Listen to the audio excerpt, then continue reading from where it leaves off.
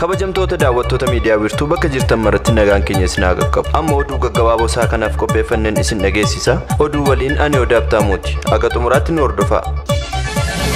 Addabaabaay Masqalaa bakka ayyaanni damaraa Masqalaatti kabajamu qulqulleeffamuun himame. Sadarkaa itti aanaa kantiibaatti hojii gaggeessaa muummee bulchiinsa magaalaa Finfinnee obbo Xiraatuu Bayyanaa dabalatee abbootiin amantaa hordoftoota amantaa garaagaraa hooggantoonni mootummaa fi jiraattonni magaalaa Finfinnee duula qulqullina kana irratti kan hirmaatan ta'uun ibsameera. Obbo Xiraatuun wayita kana kaayyoon olaanaa duula qulqullinaa kun qulqullinaan alatti bakka kanatti argamnee lammiilee ayyaana kana ayyaaneffataniif walooma keenya agarsiisuufi jedhaniiru. Dabalataanis ayyaanichi duudhaa amantaa isaa eegee karaa walooma agarsiisuun akka kabajamu jiraattonni magaalaa Finfinnee qooda isaanii akka ba'an waamicha dhiyeessaniiru. Abbootiin amantaa dhaabbilee amantaa adda addaa irraa dhufan uummata Itoophiyaa hundaaf baga ayyaana Masqalaa kan bara 2016 keessan jechuun ergaa dabarsaniiru. Bifuma wal fakkaatuun ayyaanni Mawliidaa 1498ffaan guyyaa boruu masjiida Anwaaritti akka kabajamu manni maree olaanaa dhimmoota Islaamummaa magaalaa Finfinnee beeksiseera. Miseensi hojii gaggeessaa mana marichaa Sheek Abdul Hamid Ahmad ergaa isaaniin hawaasni musliimaa guyyaa dhaloota Nabiyyu Muhammad wayita kabaju hojiilee gaarii isaanii hojiirra oolchuun ta'uu akka qabu ergaa dabarsaniiru. Akkasumas Nabii Muhammad namaaf gadduu fi gaarummaa addunyaa kan barsiisan waan ta'eef nuti hordoftoonni isaa wal deeggaruu fi gaarummaa walitti agarsiisuun fakkeenyummaa isaanii hordofuu qabnaa jedhaniiru. Gama biraatiin ayyaana Mawliidaa boru kabajamu sababeeffachuun hojiilee duraa gaggeeffamuu yaadachiisanii guyyaa har'aas naannawaa ayyaanichiitti kabajamu hojiin qulqulleessuu fi qajeelchuu gaggeeffamuu tajaajilli oduu Itoophiyaa gabaase. Kabaja ayyaana Mawliidaa guyyaa boruu kana ilaalchisee pirezidaantiin mootummaa naannoo Oromiyaa obbo Shimallis Abdiisaan hordoftoota amantaa Islaamaa maraan ergaa baga guyyaa dhaloota Nabii Muhammadin geessanii dabarsaniiru.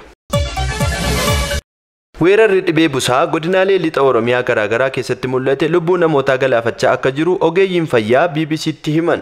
Weerara kana to'achuuf bakkeewwan tokko tokkotti keemikaala biifuun eegalamuu fi hawaasnis tumsa akka taasisu ogeeyyiin waamicha taasisaniiru. Godinaalee Wallaggaa lixaa, Qellem Wallaggaa, Iluu Abbaa fi Buunoo Beddellee iddoo weerarri dhibichaa daran itti mul'ate ta'uu ittaanaa hoogganaa biiroo fayyaa Oromiyaa Dr. Tasfaayee Dhaabbataa miidiyaatti himaniiru. Ji'oota lamaa fi walakkaa darban keessatti dhibeen busaa namoota 58 ol irratti argamuusaa itti gaafatamaa waajjira fayyaa godina Qellem Wallaggaa obbo Taamiraat Alamuu BBC'f himaniiru. Akka qondaala kanaatti namoota dhukkubsatanii mallattoo dhukkuba busaa agarsiisuun qorannoon taasifameef keessaa dhibbentaa 60 kan ta'an irratti dhibichi argamuu himaniiru. Kana malees yeroo torbeewwan 10 darban keessatti akka godinichaatti namoonni 19 sababa dhibee kanaan lubbuun isaanii dhabuun himameera. Lakkoofsi namoota sababa weerara dhibee busaa kanaan lubbuu dhabanii gabaasa dhaabbilee fayyaa irraa argame yoo ta'u du'aatiin hin galmoofnes jiraachuu akka danda'u ibsameera.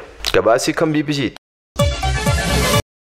Keeniyaan wayita fedhiin hanga gadi lakkifama kaarboonii hir'isuu dabalaa jirutti bara 2027tti buufata annisaa niwukiilaaraa jalqabaa ijaaruuf karoorfachuun ishee gabaafame. Karoora ishee kana hojiirra oolchuuf xiyyeeffachuun bara 2021 keessa erga eejensiin annisaa atoomikaa idil addunyaan ijaarsa buufatichaa eegaluu akka dandeessu raggaasifameen booda ta'uun eerameera. Buufata annisaa niwukiilaaraa biyyattii naannawaa Kiliifii fi Kawaalee jedhamanitti ijaaraman kunneen bara 2027tti kan eegalaman ta'uun eerameera. Baasii maallaqa hedduu gaafata kan jedhame buufanni annisaa niwukiilaaraa kun faallaa neetwoorkii raabsa elektirikii ishee fooyyessuun akka barbaachisu The East African gabaaseera.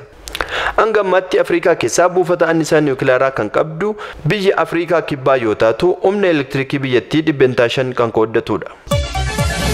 Daawwattoota keenyaa oduun isaa kanaaf qabanne kana fakkaata. Waan nu dhaggeeffattaniif galatoomaa. Qophiilee miidiyaa wiirtuu afaan biroo waliin nagaan oolaa.